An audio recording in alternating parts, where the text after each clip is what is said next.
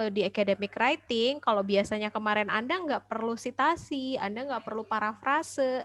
Nah, di academic writing ini hukumnya tuh wajib gitu untuk memparafrase dan Wajib. sitasi.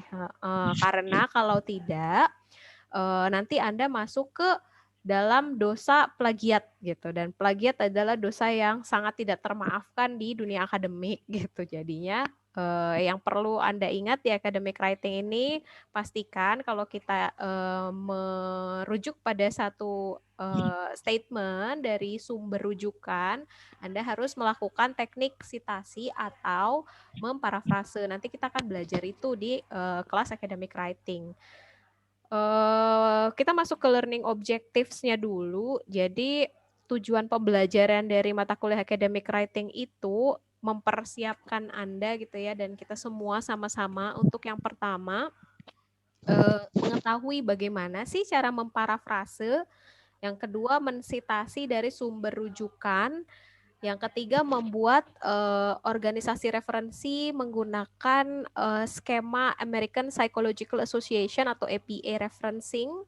Terus yang keempat, kita bisa membaca teks secara kritis dan bisa men-summarize atau meringkas ya.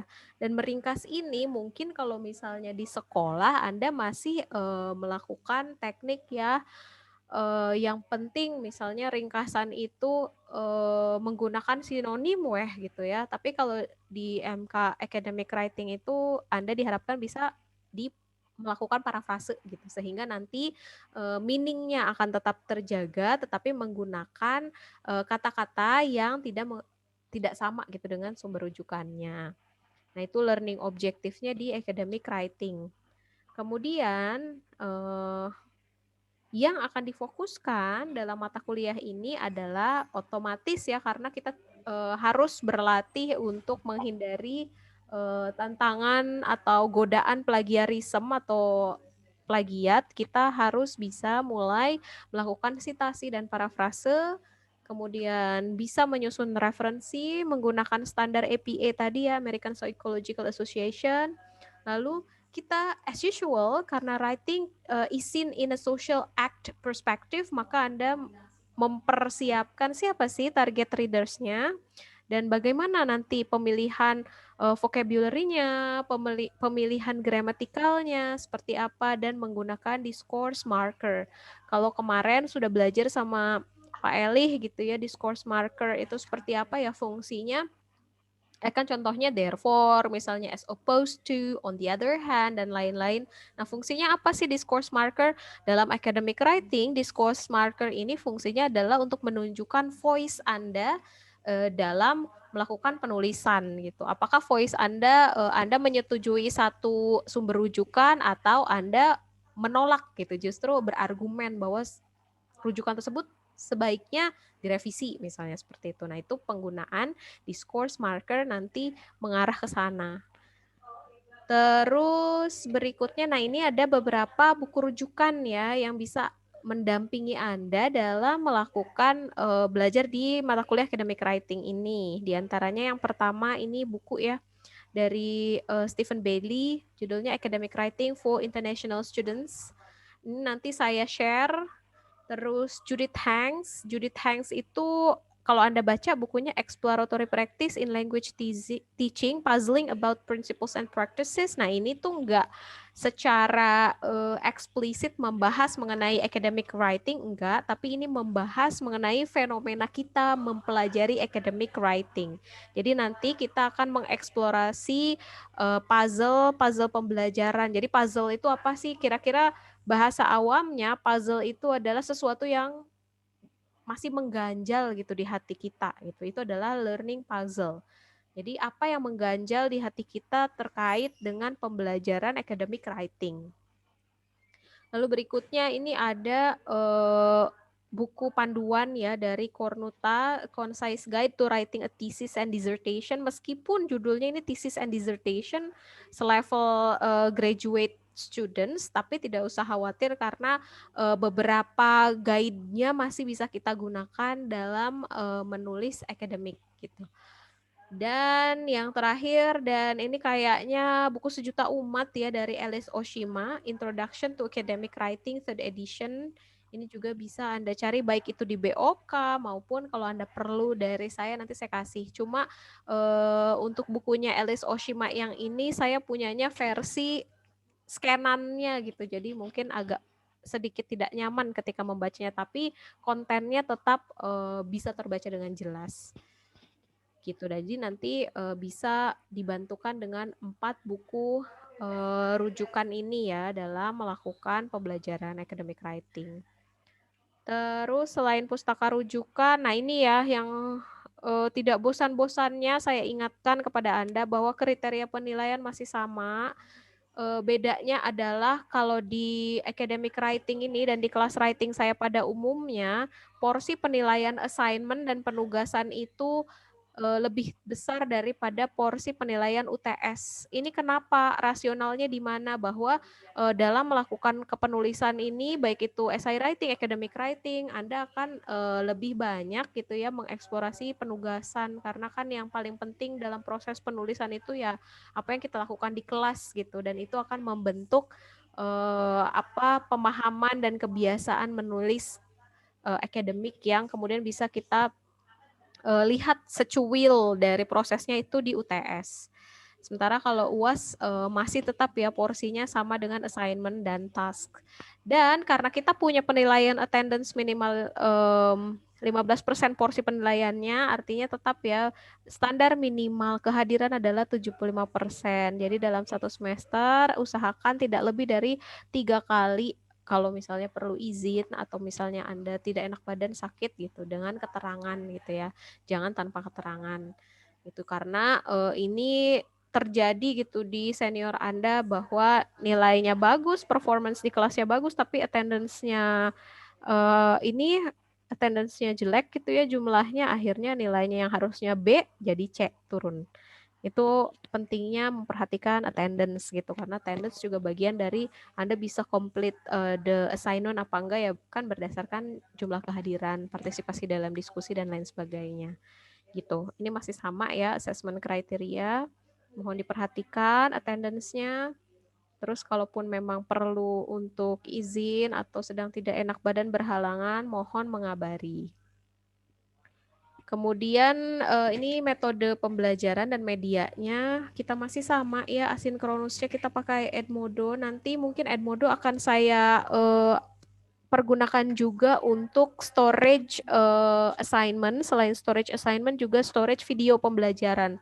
Kalau kemarin saya masih nge-share itu via WhatsApp group, nanti mungkin agar lebih mudah terarsipkan saya akan nge-save-nya di Edmodo gitu. Jadi nanti Anda bisa mengecek lagi kalau misalnya ketinggalan kelas hari ini, Anda bisa tetap mengakses konten yang kita diskusikan melalui video rekaman pembelajaran itu di Edmodo. Lalu yang kedua adalah sinkronusnya kita pakai Zoom Meeting dan WhatsApp ya as usual. Kenapa saya prefer Zoom Meeting daripada Google Meet? Karena I don't know, kalau Google Meet tuh I cannot see your presence, I cannot sense your presence gitu. Kalau di Zoom itu kan saya meskipun misalnya Anda nggak bersuara, tapi paling tidak saya tahu gitu bahwa ada Anda di situ yang mendengarkan. Kalau di Google Meet tuh I lose sense of sense of your presence gitu. Makanya mohon maaf ini saya lebih prefer ke Zoom meeting. Gak apa-apa kan ya? It's okay, Miss. It's okay ya. Okay, Miss. Dan WhatsApp kalau misalnya butuh japri, misalnya butuh konsultasi di luar kelas, ini bisa pakai WhatsApp. Insya Allah real time ya Zoom meeting dan WhatsApp ini. Gitu. Terus ini kita mulai memperkenalkan ini pondasi alias dasar krusial dari mata kuliah academic writing, yaitu paraphrasing ya. Ini paraphrasing ini saya ambil informasinya dari tadi ya, salah satu rujukan yang pertama yaitu Stephen Bailey 2011. Apa sih paraphrasing? Ya paraphrasing itu sebetulnya restating atau mengucapkan kembali kata-kata tanpa mengubah makna. Ini yang harus digarisbawahi ya, tanpa mengubah makna. Jadi kata-katanya dibuat ulang tapi maknanya tetap. Lalu yang kedua, effective paraphrase itu biasanya yang pertama itu memiliki struktur yang berbeda daripada yang aslinya. Yang kedua, biasanya menggunakan vocabulary yang berbeda, terus mempertahankan makna yang sama, dan biasanya menggunakan frase-frase yang tidak diubah itu tidak ngoyo untuk diubah gitu ya. Misalnya, kan nama Hilda Oktaviani itu nggak mungkin kita parafrase. Jadi kita tetap akan menggunakan nama itu karena itu adalah brandnya Hilda misalnya. Atau STKIP Latan sama Shiro ini nggak mungkin bisa kita parafrase menjadi apalah gitu karena ini nama institusi gitu. Jadi ada memang frase-frase yang tidak bisa kita ubah gitu. Ini adalah 4 komponen utama kalau Anda mau memparafrase secara efektif gitu ya. Pastikan bahwa strukturnya itu beda sama struktur aslinya. Nanti ini mainannya mainan tim rim. Anda pernah belajar tim rim ya di SFL ya? Iya nggak sih? Ya. Ya, pernah, Miss. Masih ingat nggak tim rim itu apa? Kalau definisi saya agak lupa deh. Cuman Tapi kalau bentuk, kalau lihat teks mungkin agak ingat gitu kali. Iya. Insya Allah. Nah itu tim rim itu penting untuk nanti ini melakukan yang pertama nih, parafrase yang pertama, mengubah struktur kalimat tapi mempertahankan makna, itu mainannya di tim rim. Terus yang kedua biasanya menggunakan kosakata yang beda ya dari yang aslinya, tapi mempertahankan makna. Jadi itu jangan sampai maknanya itu kita ganti gitu, kata-katanya aja yang kita ganti, maknanya jangan gitu. Itu paraphrasing ya, prinsipnya seperti itu. Nah, ini kita latihan dulu, latihan ringan mengenai parafrase. Silakan nih yang mau nyoba. Nomor 1, students of English education must join national conference held by the study program. Ada yang mau memparafrase ini? Atau saya kasih contoh dulu? Contoh dulu dong, Miss. Contoh dulu, Miss. Oke, misalnya kalimat pertama ya, kita menggunakan teknik tadi mengubah struktur ya. Students of English education must join national conference held by the study program. Strukturnya kan subjeknya students of English education ini ya. Jadi kita ubah jadi study programnya dulu yang di depan. Misalnya, English education study program holds a national conference that must be atau that have to be participated by students. Gitu. Jadi ini duluan yang dikedepankan. Kan the study program itu maksudnya ke English Education Study Program ya. Jadi English Education Study Program holds atau presents, kan kita ganti ya vocabnya misalnya, presents national conference that have to be participated by the students. Maknanya sama nggak kalau saya menggunakan kata-kata itu? Sama. Saya tulis di chat box ya supaya. Kalau ada cireng. Gimana? Sama, Miss. Cireng. Sama, Miss. Bentar, saya tulis dulu ya contoh dari parafrase untuk item yang pertama di chat box dulu ya supaya nanti Anda bisa ngecek lagi.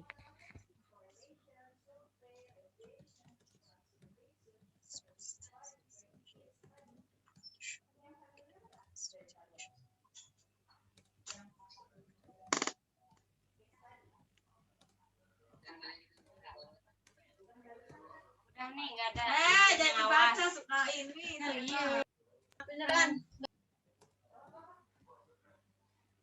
Nah, itu contoh memparafrase dengan mengubah struktur. Jadi tim rimnya tuh diubahkan, timnya harusnya Students of English Education. Rimnya adalah must join national conference held by the study program. Tapi kita ganti English Education Study Program yang tadinya masuk rim itu jadi tim. Kalau Anda ingat SFL tuh. Oh, ya ingat, Miss. Rim itu kan yang ngejelasin timnya sebenarnya. Jadi yang belakang ini kita taruh jadi tim. gitu. Intinya adalah, ini kan maknanya intinya adalah mahasiswa PBI itu harus ini nggak boleh sampai berubah maknanya ya, harus ikutan konferensi nasional yang diselenggarakan oleh studi program gitu kan. Jadi PBI, program studi PBI menyelenggarakan nasional konferensi yang harus have to kan masih ya dengan mas itu masih ini masih Si saudaraan. satu sanad ya saudaraan ya, has to be participated. Nah join itu kita ganti jadi participated by the students.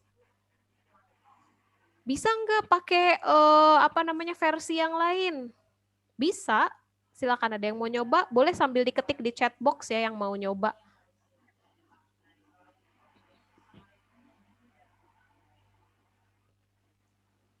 Saya kasih waktu 1, 2, 3 ini, saya kasih waktu 15 menit ya, memparafrase coba.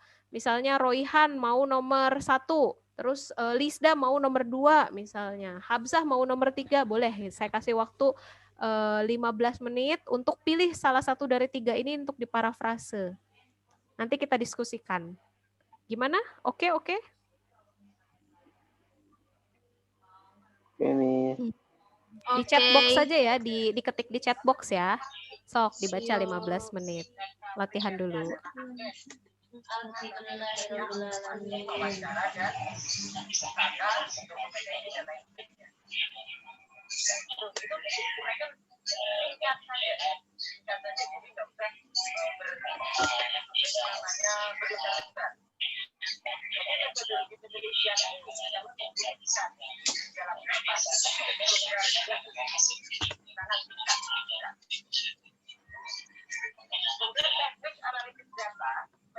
Itu isinya menjelaskan langkah-langkah dari awal hingga akhir. Contohnya, data itu apa?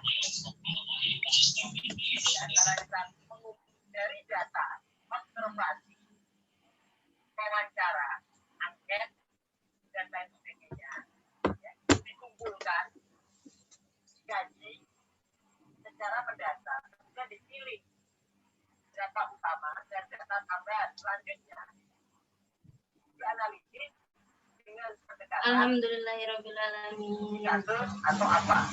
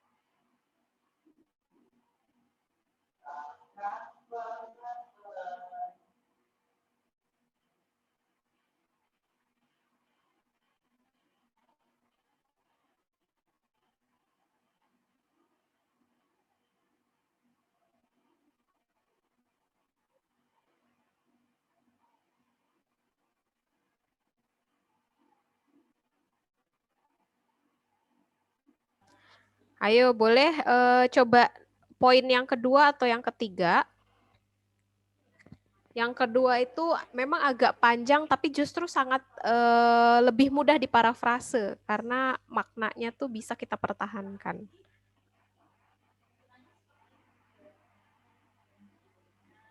Coba kita cek ya yang punyanya Ulfa dulu tadi yang pertama ya. Yang punyanya Ulfa kan Students of English Education yang awalnya dulu nih originalnya. Students of English Education must join national conference held by the study program. Kemudian Ulfa menyarankan parafrasenya adalah the national conference that's held by English Education. Nah, ini kurang study program ya. Must be attended by students. Betul banget. Terus percobaan keduanya Ulfa, National Conference that held by study program. Nah, study programnya ini kan belum spesifik ya. Jadi the English Education Study Program karena dia muncul pertama jadi harus dijelaskan bahwa English Education Study Programnya must be attended by the students. Misalnya English Education-nya bisa kita pakai the karena sudah sudah disebutkan di study program tadi ya. Boleh, betul.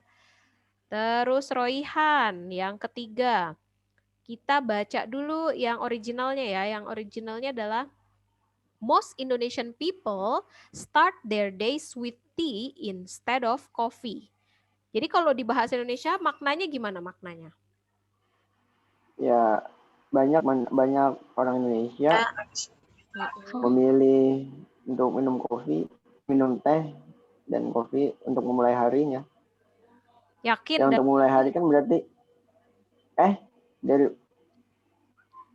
most Indonesian people start their days with tea. Ada instead of loh. Instead of itu berarti lebih memilih kopi daripada lebih memilih teh. Lebih memilih teh. Iya, daripada kopi. Oke, kita lihat ininya, parafrasenya Royhan. Selain kopi, many Indonesian people prefer to drink a cup of tea in the morning. Betul, start their days in the morning artinya bagus banget Royhan. Cuma permasalahannya adalah kalau besides coffee, maknanya bisa berubah. Oh, gitu Miss ya.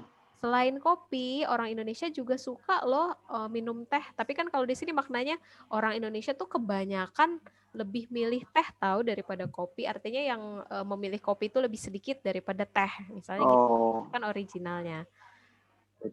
Nah, instead of menggunakan besides, kita pakai apa?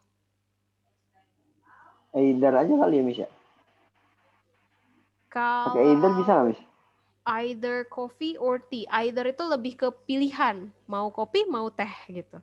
Oh.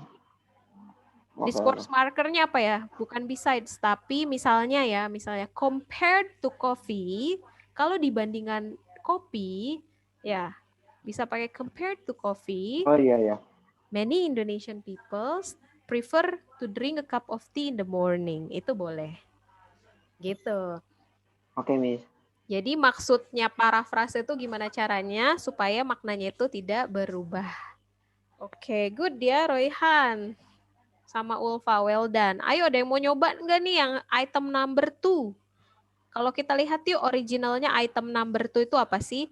Lisda has always been a diligent student within these past 3 semesters. Yet she always finds a way not to show up in academic consultation. Ini Lisda ada di sini no hard feeling ya, ini contoh aja Lisda. Lisda. Iya, ini contoh aja ya, minjem ya. Iya, Miss. Nah, ini item nomor 2 tuh gimana maknanya? Lisda kan selalu jadi mahasiswa yang rajin selama 3 semester ini. Tapi, nah ini kan ada yet ya, jangan sampai yet ini kita ganti gitu. Tetapi, she always finds a way, tapi Lisda tidak pernah muncul gitu, atau tidak pernah hadir dalam konsultasi akademik, misalnya seperti itu. Nah, kira-kira kalau maknanya seperti itu, bisa kita parafrase bagaimana? Kuncinya adalah ini ya, conjunction yet. Conjunction yet artinya kita juga kalau mau memparafrase menggunakan oppositional conjunction. Seperti apa? On the other hand, even though, atau even so, itu bisa. Ada yang mau nyoba? Silakan di chat box untuk item number 2. Saya kasih 10 menit. Kebanyakan 5 menit, 5 menit. Ini kalau misalnya Zoom-nya berakhir, mohon mengeklik link yang sama ya. Kita sambung di link yang sama. Oke. Oke, Miss, silakan mencoba. kalau kita pakai Despite bisa nggak, Miss? Bisa. Despite juga